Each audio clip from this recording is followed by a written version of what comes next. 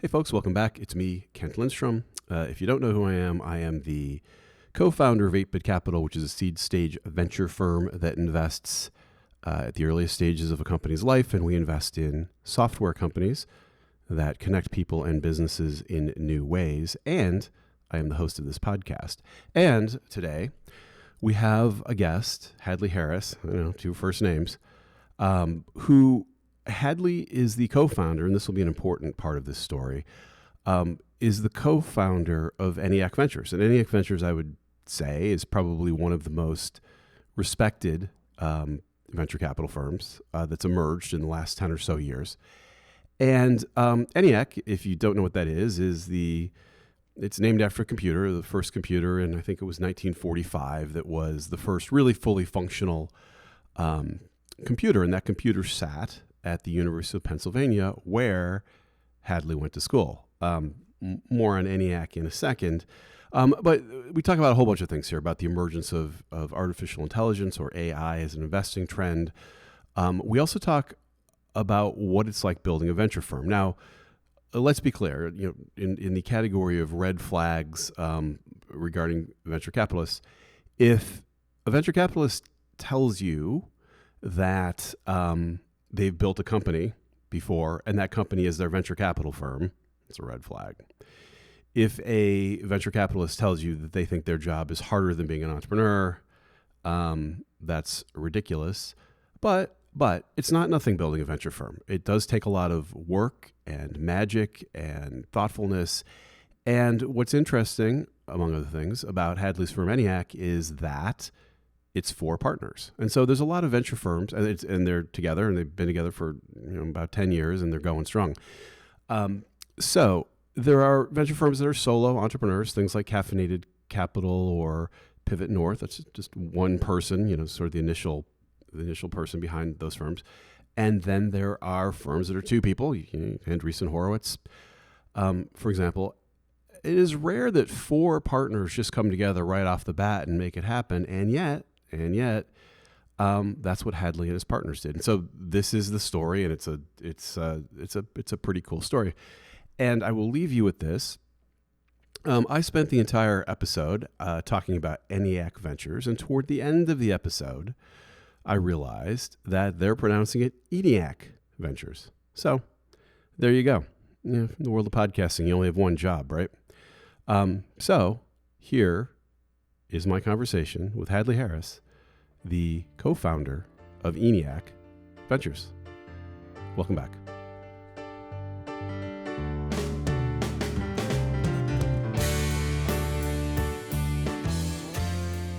All right, welcome back. This is the Something Venture podcast. I'm Kent Lindstrom. I'm your host. My guest today, Hadley Harris. How are you doing? I'm doing great, Kent. Thanks for having me on the show. This is fantastic. So Hadley this is not going to sound interesting, but it will be in a second, is the founder of Eniac Ventures, which I would say is probably become, since its founding in 2008. Is that right?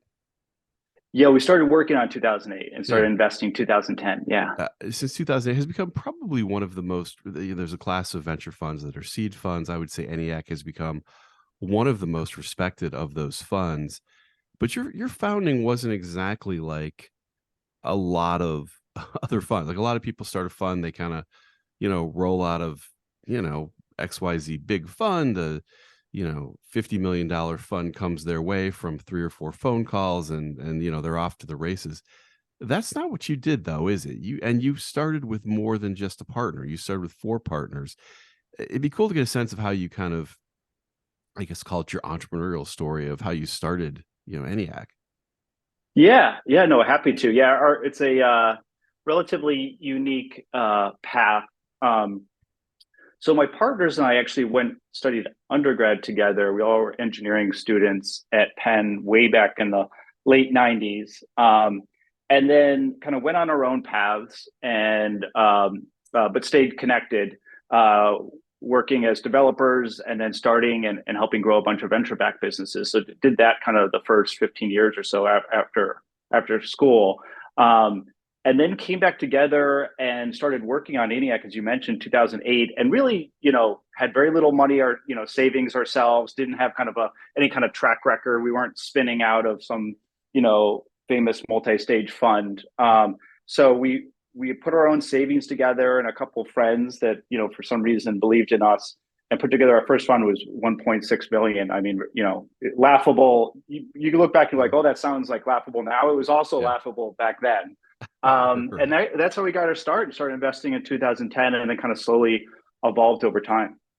And how did that work? I know some people who started with a $1 million fund. They call it, like a pilot fund. Mhm. And the trouble they ran into was that when you invest as a venture capitalist, it takes time, right? Like, things don't happen. Totally. And so LPs, limited partners, the people that venture capitalists themselves raise money from, would look at their $1 million fund and go, great, let's see how that goes. And so, as opposed to anyone else who starts a fund, they're like, oh yeah, I'm going to do this. And, it's just a great story. You're like, okay, I guess I got to invest. They had this thing that people could look at, and because they could look at, it froze them. And they actually never ended up raising the big fund. How did you avoid that? Like, how did you last long enough on your $1 million fund? Did you get Yeah. early success, or what happened? Yeah, we did kind of in those early days, we had 2-year investment cycles, which these days we do more three, but we just didn't have that much money. We were able to raise a second fund mostly on kind of step ups and kind of high quality investments we had made or perceived high quality that well respected funds had followed on and led those Series A's of those companies. And that second fund was about 13 million. And we were really fortunate. We had a company in our first fund called Tap Commerce that had kind of a smallish but very quick exit for about $100 million to Twitter. And that returned a decent portion of that first fund. And that was kind of the catalyst to raise our third fund, which I would say is kind of our first, I'm making air quotes, Yeah. since we're not using video, institutional fund where we had university endowments. And that was a $55 million fund. And I think that's also when we had enough money to focus on that as our main gig. Those first two funds, we were really nights and weekends and running our own Right. startups and, basically having two jobs. Yeah. Well, Mike Maples, the Floodgate founder, kind of famously says a lot of very smart things about how to be successful in VC. And at the end, he kind of says, well, you should also just get lucky early. Is one of his keys to success. 100%. And yeah, Mike's been really helpful to us over the years. And honestly, the longer I do this, and you've probably found this yourself, the more I appreciate the factor that luck plays in being a venture capitalist.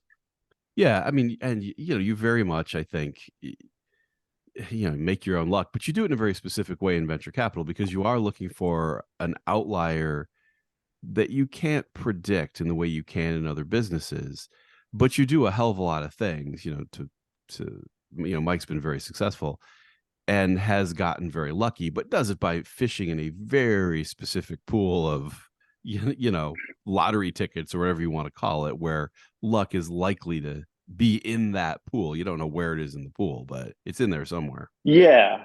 Yeah, 100%. I mean, there's certain things that are, I would say, especially at seed, that are knowable, and there's certain things that are unknowable. And you try and make the best decision possible based on all the knowable information, but then you have to rely on luck for a lot of that Yeah. unknowable information.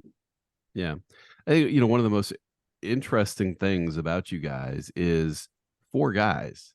Like, that's, a lot of bands do it, but in venture capital, that's not your typical. Maybe there's a solo guy, there's two. Four is is itself an outlier, I would say, for a number of folks. And you seem to be still together, still happy.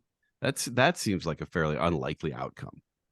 Yeah, I think I guess it depends who you ask, but I think we're the longest standing consistent partnership in venture, certainly in seed. And that probably just speaks to how hard it is to keep a band together over time. But yeah, we had to cycle kind of, over time we had to transition from being friends to being partners, and we had to really work at that. That doesn't come easily, but I'd say we're in a really good place. And then we built a really good team around us. We have 12 folks in our team, so we have a lot of people outside of that add a ton of value and really kind of round us out. So what's happened over time? You've got a perspective across, I wouldn't say, maybe it's not cycles, but a little bit of time in the venture business. First of all, you started out, you're in New York. Are you focused on New York, or just you're in New York and that's where you do your work from? How does that stack up as an ecosystem compared to the sort of rest of the world? Yeah, no, it's a great question. So all 12 folks are here in New York. We try and kind of we're actually in the office and try and do most of our team meetings in person. Um, but we not New York focused. So last year, a little under 40% of our investments were in New York, and that was actually a high. If you look at kind of the previous 5 years, it tended to be a little below that. So we like the idea of all being in one place where we can make decisions fast. But we invest all around North America, if not the world. Yeah. And I think the Bay Area tends to be right up there with New York in terms of how many portfolio companies we have, just kind of based on it obviously being kind of the main hub. And what is your sense? Bay Area still over? Miami's still the future, or have we? Where You what was know, that a year ago? Miami was the future, and the Bay. And it, maybe it's true, but yeah, I had a son about 9 months ago, and we did my wife's maternity leave down in Miami. So we had 5 months down there. So I got to check it out. It's a great city, especially during the winter.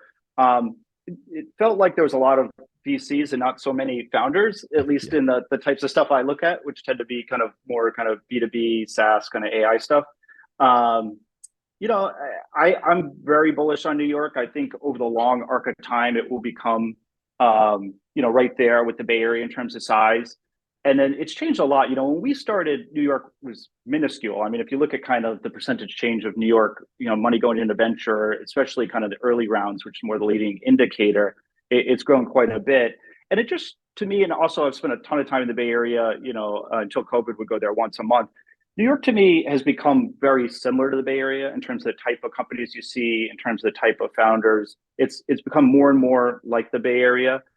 Whereas when we started, it was not only small, but it was like everything you saw in New York, it was here for a reason. It was like right. maybe it was fintech selling into professional services. There was like a ton of ad tech. There was all this like fashion tech. It was like pick your New York industry, and that's why people are here. Whereas now you have kind of like Datadog and Mongo and these companies that traditionally would have been in the South Bay, if anywhere. Yeah, yeah. And don't half the companies come from one guy? Like, isn't it Kevin Ryan, the same guy who did like MongoDB and DoubleClick and like? It was certainly true for a while. Yeah. Hopefully we've diversified away from just one Yeah. human. Well, it's interesting. Mark Andreessen has always said, and I've experienced this too, running businesses all over the world. People come to Silicon Valley, and I imagine New York now, and they're from Singapore, or Dublin, or whatever, and they're like, oh, we want an ecosystem. We want an entrepreneurial ecosystem, and they're like, well, you need to change your attitude toward risk. You need different bankruptcy laws. You need like 10 things. And they're always like, oh, well, we can't do that. So they just end up building the innovation center, and then the great entrepreneur comes along, and then the great entrepreneur goes off to make their fortune in Totally. New York or San Francisco, right? Yeah. Yeah. Like, No, I think we're blessed in the US to have these natural ecosystems, whereas the rest of the world have these crazy tax incentives. Our government's almost actively tapping down entrepreneurialism, but luckily the groundswell of people kind of keep it up. yeah. Well, and I think this entrepreneurial thing, I didn't realize it until I really traveled, as a entrepreneur to other countries where you would then get into their, entrepreneurial scene, which itself may be an issue if you have a scene, where you're having kind of entrepreneurial parties and events. And, in the US, San Francisco, you sit down with somebody and they're like, oh yeah, I'm going to, build the thing, and I'm going to cover the world in satellites, and there's going to be internet everywhere. Or I'm going to, you kind of go, I don't, 50-50 chance, maybe you won't do it. Whereas everywhere else, you're like, what, are you nuts? Like, what do you, like, Yeah. you're crazy. Like, maybe you can start an auto detailing business or something, but you're going to start something that's going to transform how people. No, I don't think so. In the Bay Area, we're like, okay, I'll think about it. Yeah. Yeah. That's why it's so special. There's definitely something to it. How has it changed over time as you've, for a while? I don't know if it's still true, but venture capital became kind of a hot thing for people to do. You had people doing it on their spare time. You have people coming, it's when they're 12 minutes out of college. What's your sense of how ventures changed over time? Yeah, I mean, when I was like 30s, when I learned that like what venture capital was. Now I think it's just so much more of the zeitgeist, and kids coming out of school know about it right away. I think kind of we went through this really interesting time that kind of ran up until early last year, 2022, where it's just and those 2 or 3 years before, I think were a pretty unique time in terms of just hotness and so many people getting into venture and new venture funds being raised. And now we're in this like elongated hangover where I think everything's really slowed down on the investment front, but also the LP front. And I think, unfortunately, what you're going to have is, especially in seed, because a lot of new funds tend to be seed funds just by the nature of them being relatively small. I think you're going to have, a bit of a bloodbath where, unfortunately, like you were alluding to earlier, generally you need some returns or something to point to be able to raise follow-on funds. We're in an environment where there's not a lot of follow-on rounds. There's very little exits. There probably are too many seed funds, and it's gotten kind of oversaturated. So I just think a large percentage of the seed funds, especially the ones that are new over the last few years, are going to not make it, and that's unfortunate because I think having been through that, it's people that are putting their life's work into it, but it also just kind of how much an ecosystem can support. Yeah. And what do you make? It seems, and this is absolutely anecdotal, it seems like maybe the seed funds won't. I'm sure a bunch of them won't make it, but it seems like XYZ, brands, not top brand venture fund, fund number 9 does seem to be raising money in spite of all the tweeting, this and that. I feel, now obviously you don't report it if it doesn't happen. I feel like every day it's like, yeah, XYZ, I shouldn't say XYZ because I'm sure that's a fun name.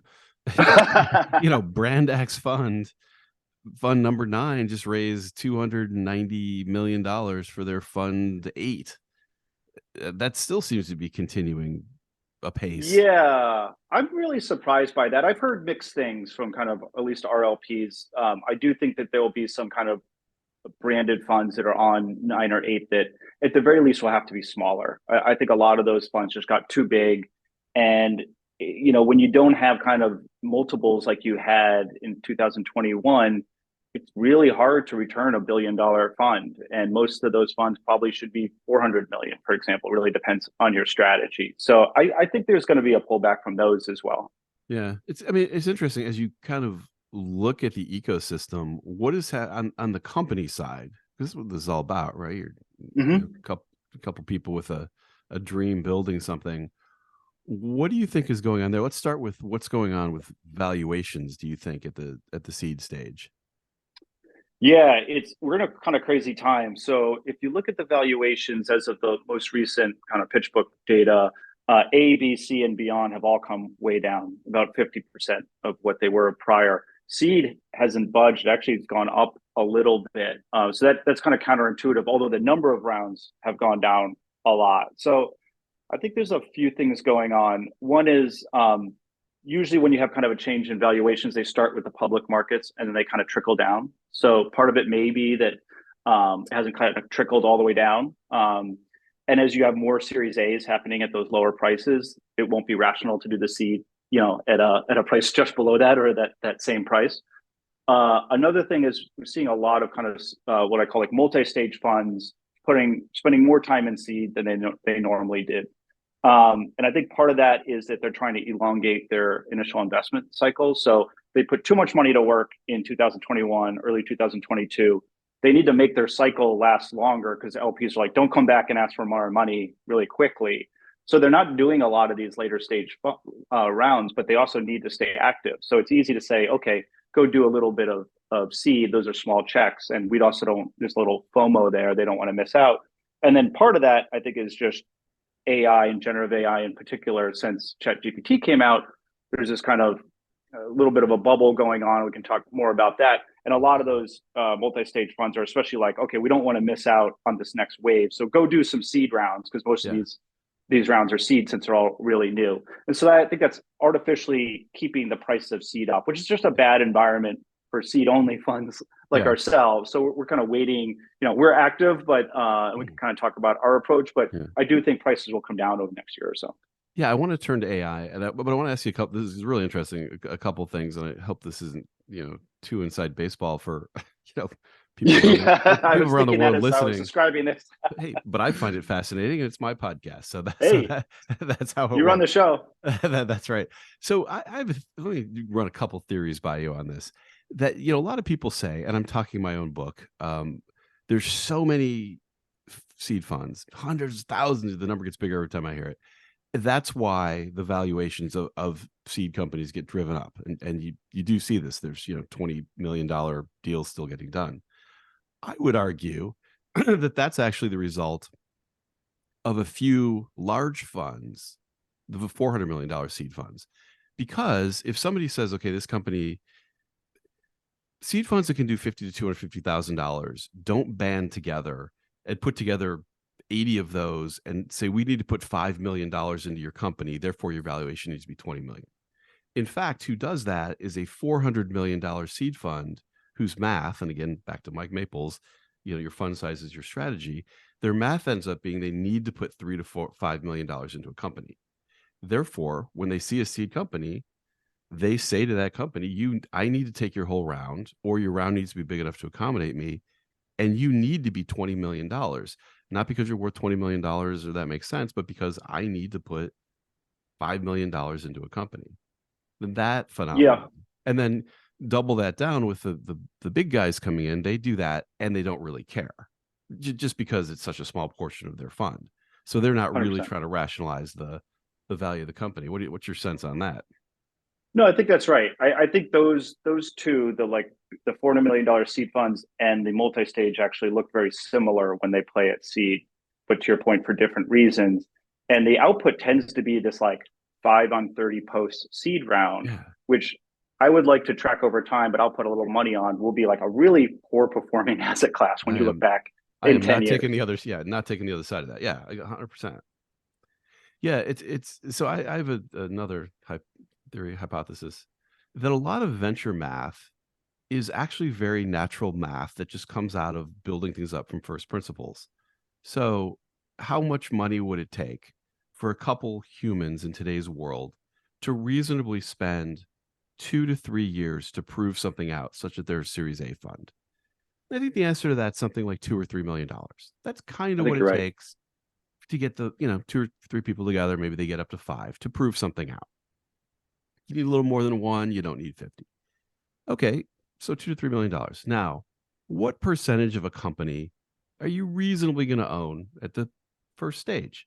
Not 1%, not 90%, probably 20%, maybe 30%. That takes you pretty naturally to a number around 10 or $12 million post.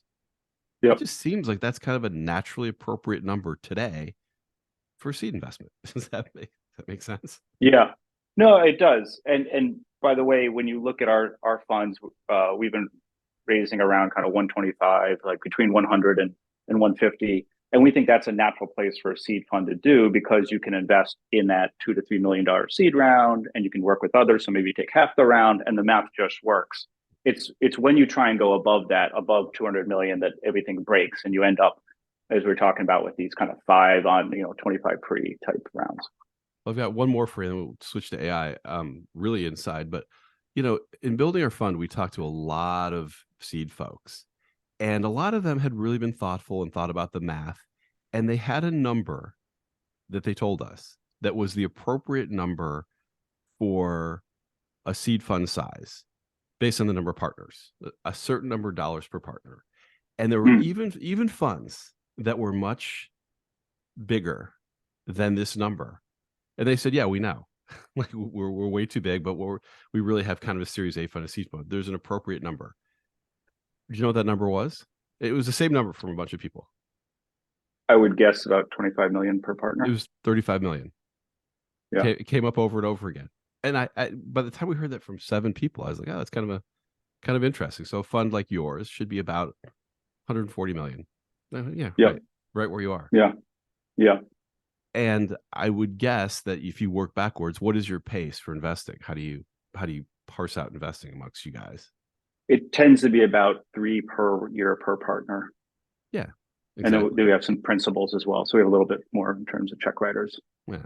So I guess my point is there's a lot of things in venture where if you are kind of thoughtful about the math, starting what's happening on the ground, because the reason they came up with that number is that, well, here's how much you invest, and here's, you know, you need diversification, but there's only so many people you can talk to every year. If you work backwards, a lot of these numbers do kind of make sense, like where they come Yeah. from. Yeah, the other number that tends to be an input on that is how many shots on goal you need in a seed fund to feel comfortable that you're going to have some fund returners, which you need to have good returns. And I find that tends to be kind of high 30s or low 40s at the minimum Yeah. for a seed fund, just because of the natural attrition you're going to have over time. Yeah. Yeah. And there's a few, the outliers are, 400 in a fund is, and then you're getting into, okay, you're probably gonna get an outlier, but not own a percentage of it. And then there's guys who do 8 in a seed fund, and that's, man, that's it. They could, yeah. It's, That may go really, really well. yeah, yeah, yeah. Well, exactly. Just invest in Uber, and you're done. Oh Well, yeah, easy. why have two? Just Why even do that? Yeah, exactly. Yeah, all you need is the one. So AI. So what happens about um uh 6 months ago, 8 months ago? AI in this kind of darkness that we're in, although it's been going on, people have been predicting, the next recession for now 7 quarters. But something happened. What happens at the end of last year, where all of a sudden, all the all the VC websites, the Web3 Yeah. goes away, the AI comes in. What happened? Yeah, I think there's kind of the reality, and then there's the perception from the VC community. We didn't kind of talk much about my background, but one of the companies I helped build was an early AI company called Lingo that was precursor to Siri. So that got me really interested in this stuff, and it's been kind of one of my core focuses as an investor. And I think the reality is that we've had this really interesting arc over almost the entire time, I would say since like 2014, especially, where AI is just, because of all this innovation going on, especially like around natural language understanding and processing over that time, but also around images and video, that is just creating all this opportunity. And this is just a continuation. Certainly, some of the stuff that OpenAI did was fantastic and really moved the ball forward, but it's all kind of one cycle to me. That's the reality, at least in my opinion. The perception from the investment community was that, even a year ago, I was doing a lot of AI deals, and it was like clear sailing, like very little competition. Pricing was great. A lot of people were still focused on crypto. And then when ChatGPT came out, which was, not new technology, it was just using the GPT-3 API, but exposing that to end users. Everyone got to see it for themselves, and they're like, "Holy shit! Like, this is pretty impressive." And then you had this huge boom. So like, if you look at the money going in, it's like, I think ChatGPT came out in November, which is kind of incredible. Right. It hasn't even been very long. And it was just an immediate boom that we've seen that's kind of in a lot of ways almost propping up the entire venture ecosystem, at least in the early stages, over that 8-9 month period. Yeah. Yeah. It's kind of interesting too that there's been a boom, because if you think about it, let's, for the sake of argument, say AI emerged as sort of this investing concept in, the end of last year. Who but the seed funds should be investing in AI right now?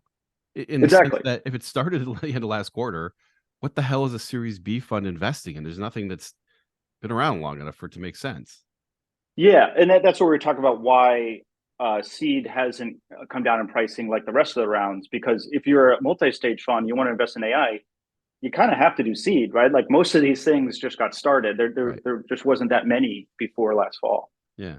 And where do you put it it's funny, every VC, so part of what I do on this podcast is make fun of VCs. Yeah, for good So, reason, I so would say. yeah, there's a few nice ones, but so every VC says, I'm just having some fun, but when it comes to AI, they say sort of a few things. One, they all say it's absolutely a bubble, and they understand it's a bubble, and they're not fooled by it. Number one.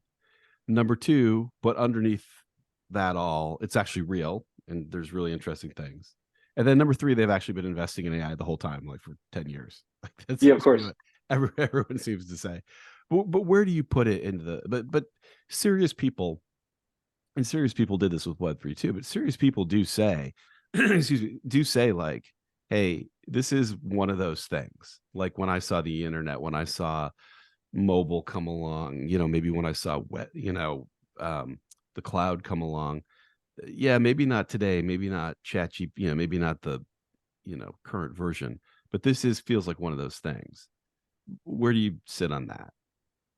Yeah, I hate to agree with the average VC, but I think that's probably about right. I do think we're in both a bubble and a boom. From my perspective, and I have to admit, like I also see myself how you describe, and like I was doing it before this Yeah. and whatnot.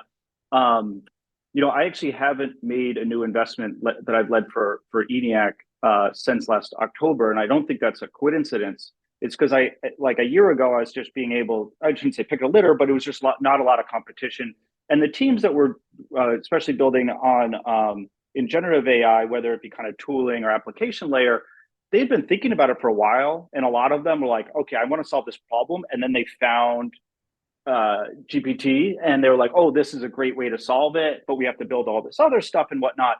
And unfortunately, what happened after ChatGPT came out is a lot of people founders went the opposite way, which is like, oh, that's awesome. Now what can I apply it to? Plus, you had all this competition where you had kind of more and more investors coming in bidding up the prices. So I've, you know, maybe I just need to get over this, but I keep seeing companies that I like, but it's like, geez, I did a company and actually I thought the founders were stronger a year ago, and we did that at 11 posts, and this is like 22 posts. I just can't stomach it. You know what I mean? So Yeah. uh, to me, that I'm still kind of stuck in this mode where it's hard for me to kind of sift through a lot of the noise. Yeah. I mean, isn't the exciting if you kind of look at history, that the amazing thing is that there's a tool to solve something else. So like going way back, um, when Steve Jobs said, "Look, here's an iPod, 1,000 songs in your pocket," that was the thing. He didn't go around saying, "Well, there's a new technology called MP3 and there's this thing called RSS. What could you possibly do with MP3 and RSS?" Oh, this is what you do. That's not how Mm. that happened. In fact, he didn't say to people, "You need to understand MP3 and RSS." He just said, "Do you want 1,000 songs in your pocket?" And people said, "Yes, yes, I do." Yeah, It seems that with AI, maybe the thing is, and the GWiz stuff is going to be great, and Google and ChatGPT will do great, but it's the entrepreneur who hasn't even started the company yet, who's starting a company that just does something that doesn't even start with being AI, but 100%. AI is the tool that makes it possible now. Yeah, I'm not intimate with kind of Steve Jobs is kind of during the development of the iPod, but I would guess that he was like, I want to put 1,000 songs in people's pocket, and Yeah, now like let's figure out how to do it. He didn't say like, oh, we have these new hard drives that can hold more data, and like, what are we going to right. do with this? And that's what founders need to do as well. Yeah. And so what is your team's approach? How has it evolved over time, by the way? Your partnership, when AI comes along, do you guys sit down and say, "Hey, we really need to," we've seen a lot of guys retool their whole, now they're an AI focused fund and they're retooled. Or you say, "No, I'm just going to keep investing in the greatest entrepreneurs and they'll find the AI that'll be fine." How as a partnership do you guys sort of decide what you're going to do? And there's four of you, right? Like, Yeah. Yeah, it's interesting because there's kind of two layers there. There's individuals and individuals on our team, whether they be partners or some of our principals that also kind of look for deals themselves, have the autonomy to decide on kind of what theses they want to invest on. So even when as a firm we weren't doing that much AI, I was kind of spending a lot of my time on that. And then as a firm, we try and think about, okay, let's for example, a good example of this would be during crypto. There's a lot of excitement about crypto. We are like, okay, let's kind of cap this. Let's not go nuts, and let's certainly not be kind of holding a lot of tokens. So we as even though individuals were really excited and spending time on some crypto stuff, we as a firm decided, you know what, we want to make sure that this fund isn't more than 15% crypto because it just doesn't feel like what our LPs gave us the money to do. So it's this balance between individuals, what they want to, where they want to spend their time, but also making sure as a firm, we need to kind of balance our risk and not go kind of whole hog into a space that we're not sure is going to pan out. yeah. And when it came to crypto, I mean, when it came to AI, how does that Yeah, I would say we're analysis about go? kind of, I would say we spend about 50% of our time on stuff that could be deemed AI, but that's like a broad spectrum because we spend some time on kind of foundational layer stuff, some tooling, application layer, and then kind of people are split between horizontal SaaS and vertical SaaS, and AI kind of gets touched all of that. So I'd say it's about 50%, but it manifests itself in all these different ways that I would argue aren't overly correlated with each other.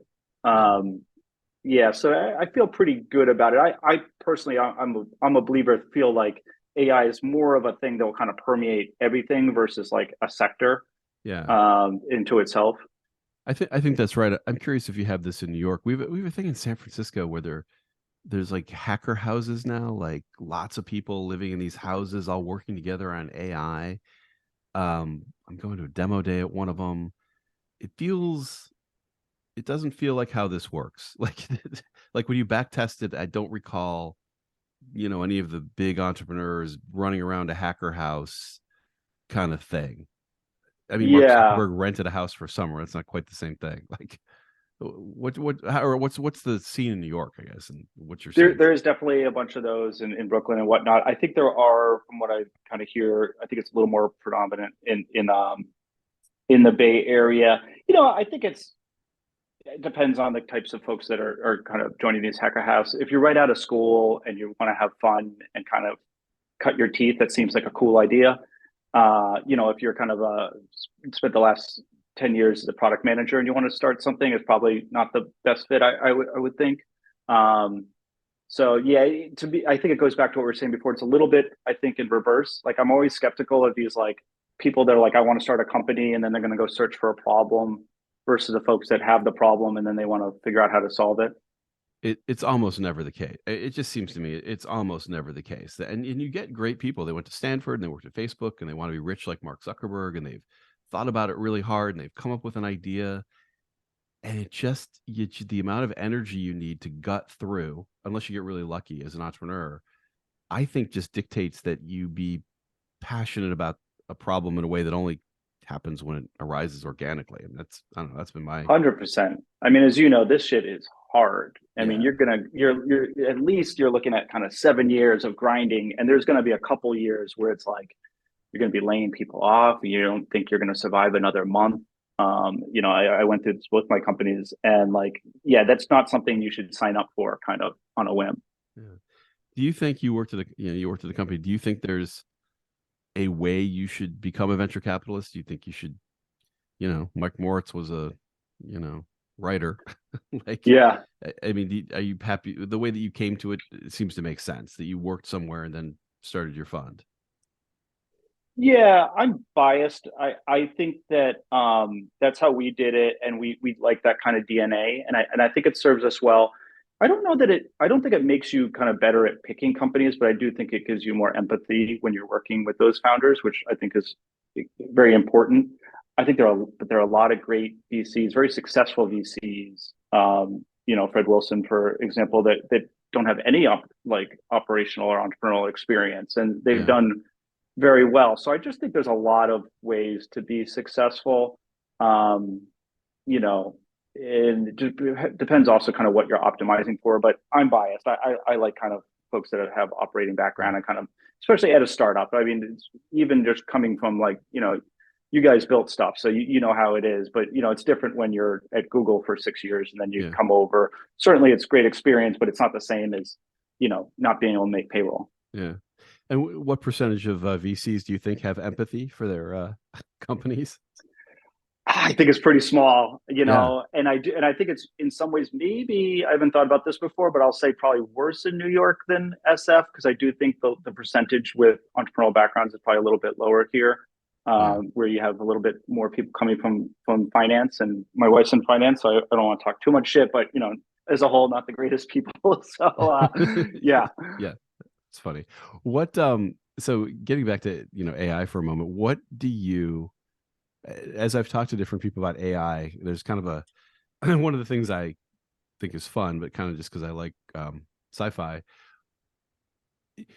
Somebody did a survey recently where they talked to people and then experts in the field. So, for example, for nuclear power, they talked to people and they said, "How dangerous do you think nuclear energy is?" And they thought it was pretty dangerous. And they talked to experts in nuclear energy, and they're like, "No, it's really not that dangerous." When it came to AI, when they talked to people said they didn't think AI was very dangerous, but when they talked to experts, they thought it was very dangerous. I'm just curious, like, have you sort of, Yeah. are they gonna kill Yeah, us it's all something I've while thought a lot about over time. I don't, I wouldn't consider myself an expert, but someone with that opinion. I do think it's dangerous and something we should keep an eye on.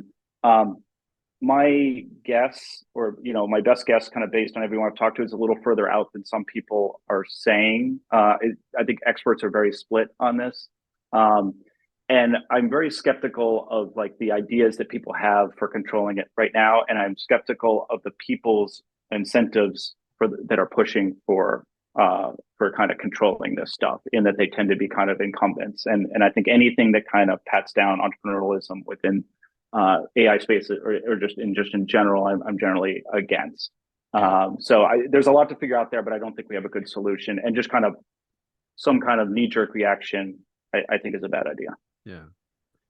I'll just start wrapping up here, but I wanted to ask you. So I guess I mispronounced the name of your firm. I said Eniac. Am I the first person to do that? It's Eniac. People do it both. We say ENIAC. So the it's named after the first computer that was developed at the engineering school at Penn, and at least at Penn, everyone called it ENIAC. A lot of people say ENIAC. It also depends, where you're from. So yeah, we do it both ways. That's pretty awkward. You only have one job on a podcast, and you Yeah. got to say the name of the company right. So the four of you, what's it? So you've got a company now, a venture firm. How do you manage? 8 of the 12 people aren't you four guys. How is that working now, and kind of how does this move into the future? Let's say you've got one of the institutions now. You're not guy with a fund. We're trying. Yeah. Yeah. How, how does that work? Like, how do you move into the future? I mean, the number of funds that do it successfully is not 100%. What happens next for you guys? Yeah. I mean, we're all kind of mid 40s, so I think we have a good amount of time left, but we all do want the firm to last beyond us. So we're not going to kind of, drop the mic or whatever. Not that we're in a position for mic dropping, but so both internally and externally, we will look over the next, decade to bring folks in and kind of have them be part of the partnership that we think can take the firm to the next level, and hopefully are smarter and better than us, and will do a better job. So that is something we talk about. It's a little early, I think, kind of based on our age and kind of That's right. how much more we want to work, but we are kind of developing folks internally, kind of towards that path. Yeah. Um, yeah. What do you think has most changed about venture? Yeah, there's a lot of funds, but most changed about venture investing from when you started, when you were so excited about it that you were, you know, spending your nights and weekends when you could have been doing something else, working on it. That level of excitement, do you still have it? And like, what sort of changed about the environment where you're investing? Yeah. It's just like it's a lot bigger and it's a lot more ubiquitous. Like it always, when we were starting out, and then I raised venture capital money prior to this and was going up and down Sand Hill Road. It was like this tiny little enclave that like no one else in the world knew about. And now, because of, I think, just these companies like Uber and Facebook, but also shows like Silicon Valley, it's kind of much more part of like of the world's knowledge. And because that more people, as we talked about, have gone into it, and there's just so many more people, and it's so much more ubiquitous. In some ways it's a lot harder, so it's a good thing that hopefully I'm a lot better at what I do than I was 14 years ago when I literally Yeah. knew nothing.